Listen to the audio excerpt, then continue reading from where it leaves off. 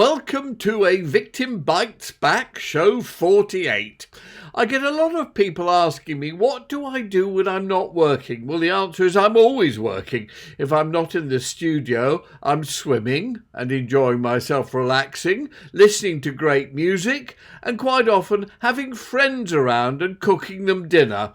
But this time of year, October, I tend to try to read all 6 finalists in the Booker Prize, novels that keep me informed with current writing. This episode, I want to discuss the media, including television, radio, the BBC, Top of the Pops, and other shows. When I was a star, way back then in 1976. And our next guest, you probably know, is Jonathan King, and he's got a really nice one for you, all right?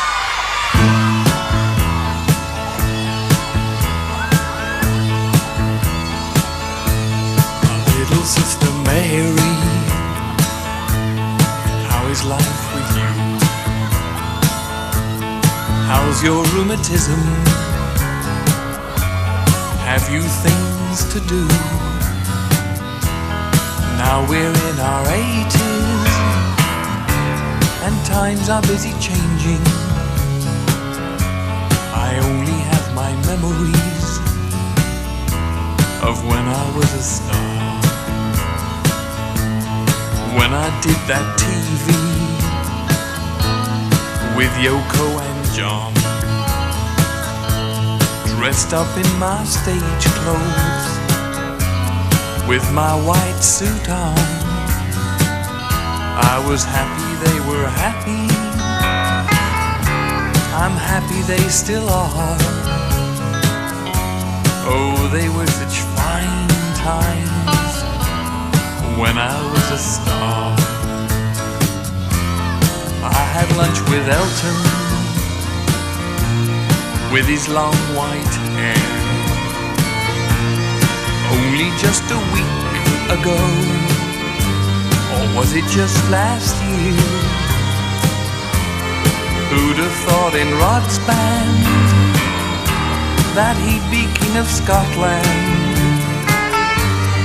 No one knew the future when I was a star. If I got stopped for speeding, the cops would let me go.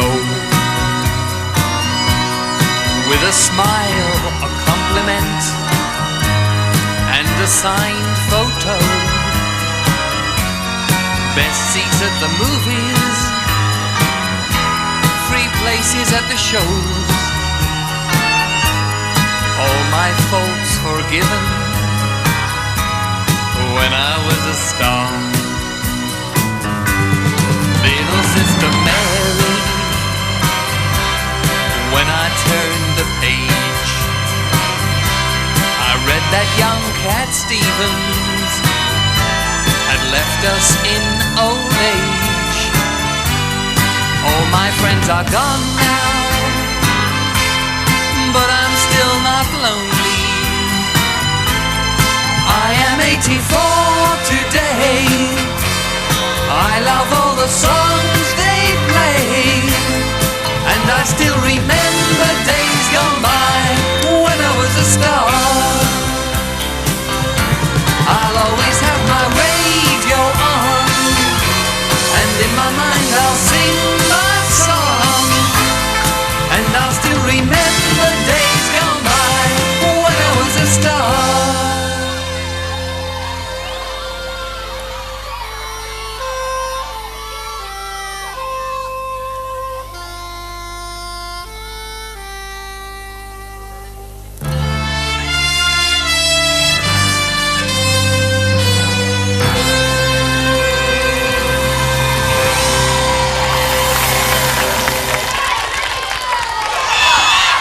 Thanks a lot. Thank you, Jonathan.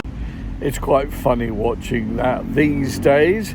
The Arrows TV show was actually very inventive, and it was doing a lot of things that other TV shows weren't doing, such as using sort of the equivalent of special effects, footage of me on Top of the Pops at the time, and so on. produced by Muriel Young. Muriel was one of the loveliest people I ever met. And she was really quite a big name in the 70s and 80s, 60s, 70s and 80s. Lovely lady, very, very kind, very creative, very decent. The BBC is an organisation I'm thoroughly in favour of. I worked for them for many, many years. Indeed, my picture was in the reception area for years and years, since my shows on BBC Two were getting massive ratings. I know that Entertainment USA got sort of around 10 million viewers a week in those days, and No Limit, which was my teenage young people's show, got about 6 or 7 million. It was number one in the BBC Two ratings for months after month. But I'm a big supporter of the BBC. I think they really do a good job. It's fantastic that they're not dependent on big corporations or companies and so on, and that I'm thoroughly in favour of us, the public, giving them a small fee every year, which, let's face it, is tiny compared to the cost of making the TV shows. So I really am a major supporter. They do have two big problems, however. One problem is they've got absolutely no backbone, and as a result, if anybody in the media criticises them, or maybe going to criticise them, they instantly defend themselves by apologising, saying they're in the wrong, the people working for them did things they shouldn't have done or whatever. And that's wrong. They should stand up for both their staff and the people in front of the television and say, actually, media, it's you that's telling lies about this or exaggerating, which is what they usually do. The second thing is the BBC very rarely actually praise you. I know when I was having these TV shows that were hugely successful with massive ratings, everybody loved them throughout the 1980s, as it then was, and I never got anybody thanking me. I remember one time Jumbo Jim Moyer, I used to call him Jumbo because he was very overweight, who was the head of the light entertainment department, hosted a light entertainment party. They do these things each department once a year near Christmas, and everybody was invited, and I turned up with my girlfriend at the time, Samantha Fox, and Jim said to me, "Oh, please go and talk to the new chairman or director general," I can't remember what he was, Marmaduke Hussey, who'd just been appointed. Marmaduke Hussey, I think, had been seriously injured in the war and had 2 walking sticks, and as a result was propped up against a far wall because he was fairly immobile. And Jim said, "Look, nobody is talking to him, and he's sat there all on his own, or stood there all on his own." So I went over with Sam Fox and we chatted to Marmaduke Hussey, who seemed like a very decent guy. And that was the time I did say to him, it really is, the BBC should really start thanking people who make terrific shows. And he took it all on board. But we were stuck there for absolutely ages because nobody came and relieved us. And it did amuse me. I thought, if somebody had had a camera and had taken a photograph of me, because I always look a little bit colourful and unusual, as you might have noticed, Sam Fox, who was at the time a hugely successful page 3 model in The Sun, and Marmaduke Hussey on his walking sticks, it would be one of those photos that should go into history as a major event. I was born Kenneth King in the middle of the century, hoping to avoid finishing in cemetery or penitentiary, not intending to fade away, here to face another day. Misspent youth, the finest kind, told the truth quite hard to find, wrote some words, spoke my mind, did some work and then resigned. Irritated, often quoted, once elected, never voted. Saw the eras come and go, watched the moon float by, chasing dreams both fast and slow, flashes in the sky. Sometimes taking, sometimes giving, eking out a living. People make a lot of fuss about what happens to us. I just cherish what I got. One day here, the next day not. Change my name to Jonathan, Swift my inspiration. Had a hit, a silly song, without much dedication. Did TV and scribbled lines, libeled stars and paid some fine. I was born in a king, in the middle of the century, hoping to avoid finishing in cemetery or penitentiary. Must be frank, I had more, not regretted it at all. But hubris comes before a fall, so singing big and thinking small.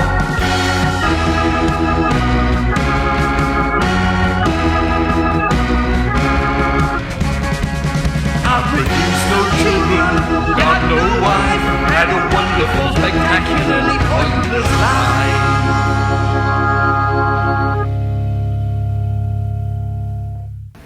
Because everybody likes to pick on the BBC, particularly big corporations who've got their own communication levels, and they do try to destroy it at every moment. They did, of course, love the fact that Top of the Pops, which was, I have to say, one of the great television shows of all time, was occasionally introduced by, might even feature on it, people who possibly were having sex. Well, as we know, since the Victorian times, there's never been such a backlash against people in Great Britain having sex. It is now the ultimate crime. It doesn't matter whether it's legal, illegal, what age the people are, or anything else.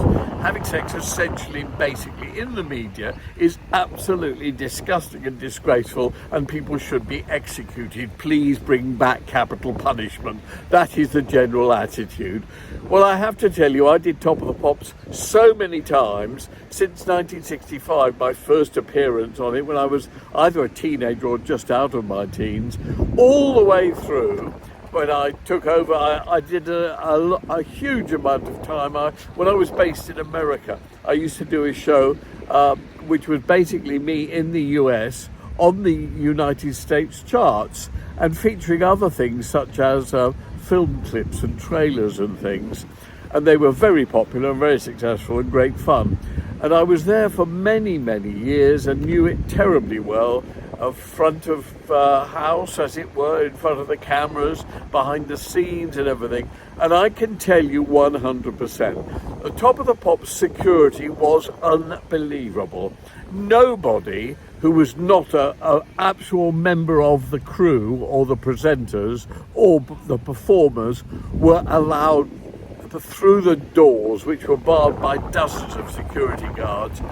Mainly because if they had gone backstage or into the scene, they might have damaged some of the very, very expensive equipment that was back there for editing and effects and all the various other things that people do when they make TV programs. So it was completely impossible for anybody to take anyone backstage into where the dressing rooms were or anything else. All of that, of course, has been muddied by time, as have many other things, such as the behaviour of some of the presenters, one of which, of course, was Jimmy Savile.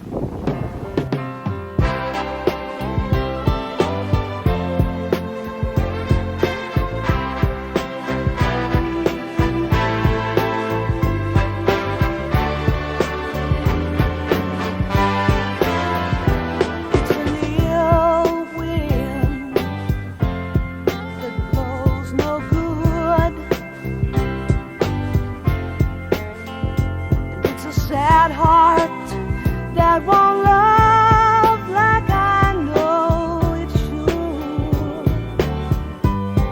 Oh, how lonesome you must be, and it's a shame if you don't share your love with me.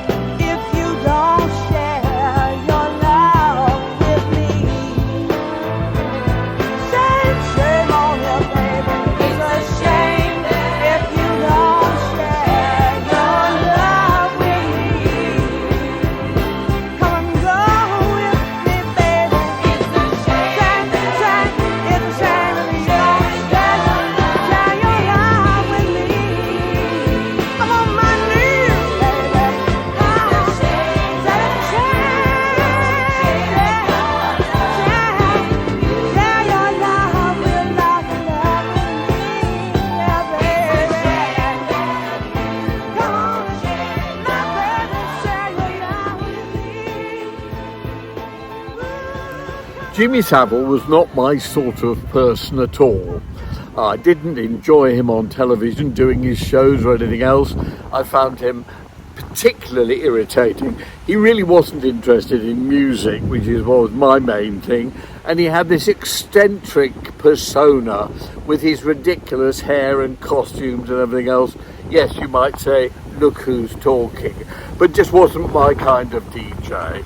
I met him several times professionally when I was doing this show. He often introduced me doing one of my numbers, and everything was always fine. He was perfectly acceptable professionally.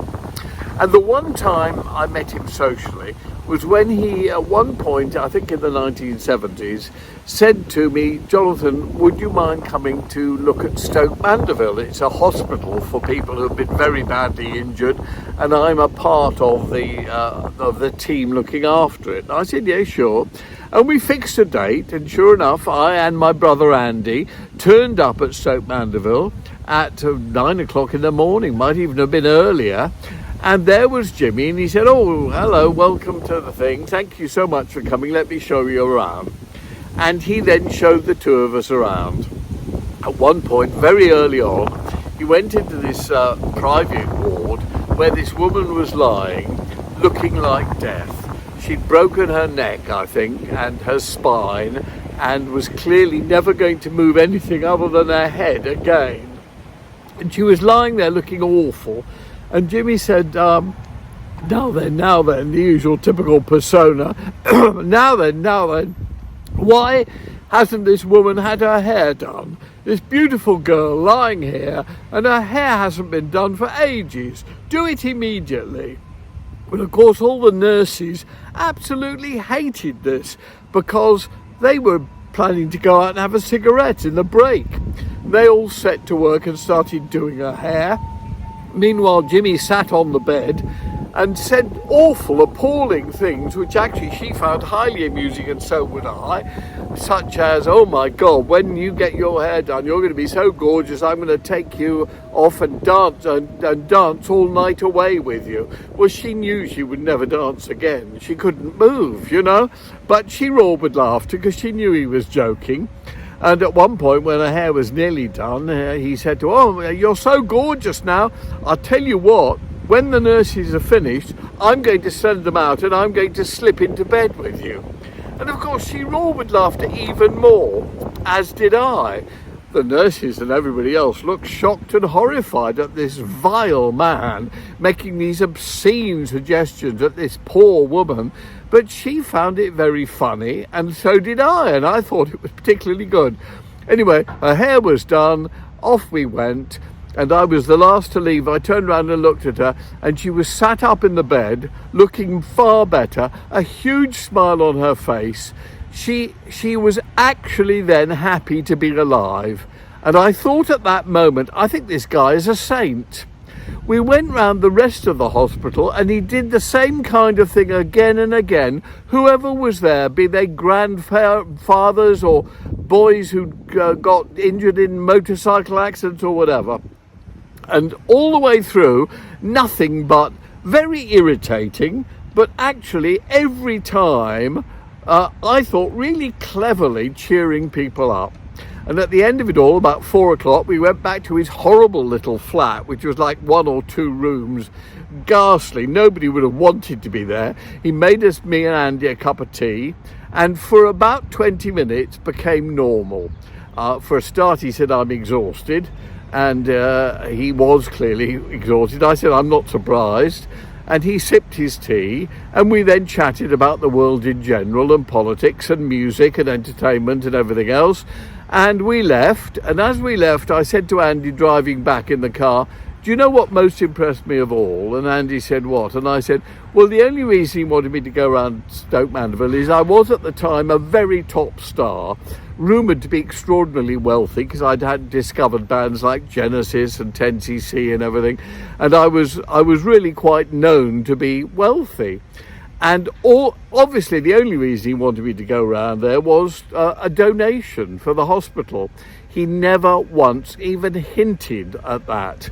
And I said that was really, really impressive. And indeed, of course, I made a donation very quickly. That is my only personal experience of Jimmy Savile. They don't like eccentrics or individuals anymore, do they? Of course, they waited until Jimmy Savile was dead before libelling him or slandering him. Whatever has happened to the word slander? Doesn't seem to exist these days. People now say or print anything they like, and when they do that, quite often the other side, the woke lot, say this is dreadful and cancel them. I think the whole thing's gone completely bonkers myself.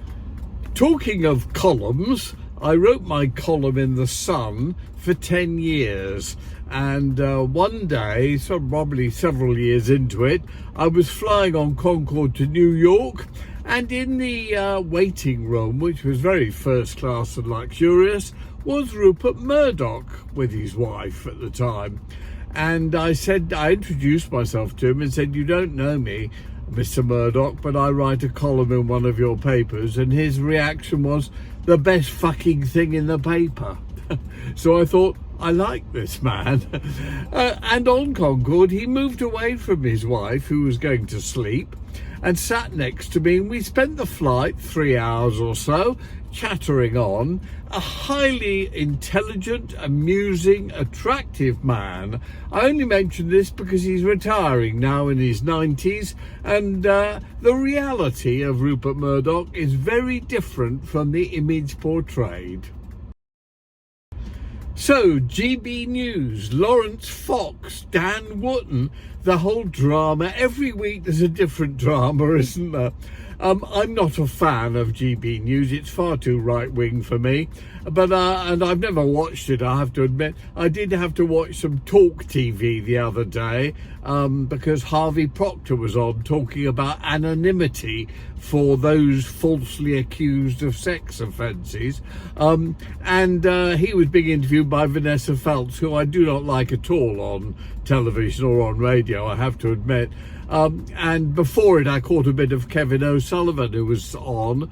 I thought the channels were awful. They looked awful. The people were incompetent. They didn't know how to handle phone calls and everything. Just awful. A disaster. Funny, because when I was in America years and years ago, 1980 or so, I was told that for my retirement, I could come there and have a TV or radio chat show, possibly a daily one, for literally millions of pounds a year in my retirement. And I was told that that was the perfect thing to do when I reached my 70s or 80s, to earn a fortune and have a great time. Sadly, of course, I couldn't do it because of bloody Max Clifford and Surrey Police. But my problem with the whole GB News, Dan Wootton thing and all the rest of it is something very odd is going on. I'm not a conspiracy theorist in a million years, but Dan Wootton has been very much under attack. I think I don't know the details. I'm not interested in the details or in him, to be honest. Something rather like the Hugh Edwards drama there was a few weeks ago with Phil Schofield and all those sort of things. And he's obviously got enemies who are kids consistently having a go at him. And it does strike me as a bit of a coincidence that now, simply for laughing at some rather unfunny remarks that Lawrence Fox made, perfectly acceptable, my attitude is, if you want to offend somebody, offend them. People take offence at the slightest thing these days, and I think it's a very good thing too. Offending people is thoroughly approved of in my book. But either way, he chose to laugh and it was on his show, and as a result he's A, been booted off GB News, as has Lawrence Fox, and B, been booted off the Mail, where he wrote a column. That to me is odd. Something is going on. As I said, I'm not a conspiracy theorist, but I am a believer that people can manipulate the media to do what they want it to do. So here I am, just about to go into the Other Palace Theatre to see two of my favourite actors, Ian McKellen and Roger Allam, in Frank and Percy. It's absolutely brilliant, by the way. You must go and see it. In the Other Palace, which is a little theatre in a building where, funnily enough, we recorded many scenes in the Pink Marble Egg movie that I made. The Other Palace is just around the corner from Buckingham Palace. I sat there reading the odd newspaper, waiting to go in and thoroughly enjoying preparing for the show. And I thought, in the meantime, I should play you the original track that I used, the original backing track that I used for all my anti-cloning songs, which was actually a Bob Dylan song, The Times They Are A-Changing. I put it out during the punk era, mainly in order to fool my friend John Peel, who played it again and again and raved about it because I released it under the name Babies on Razor Blades. He kept on playing it, and never until he died did he find out that it was actually me. Come gather round, people, wherever you roam, and admit that the waters around you have grown, and accept each day soon you'll be drenched to the bone. If your time to you is worth saving, then you better start swimming or you'll sink like a stone, for the times they are a-changing. Come writers and critics who prophesy with your pen, and keep your eyes wide and chance won't come again. And don't speak too soon, for the wheels still in spin. There's no telling who that it's failing. Cause the loser now will be later to win, for the times they are a-changing.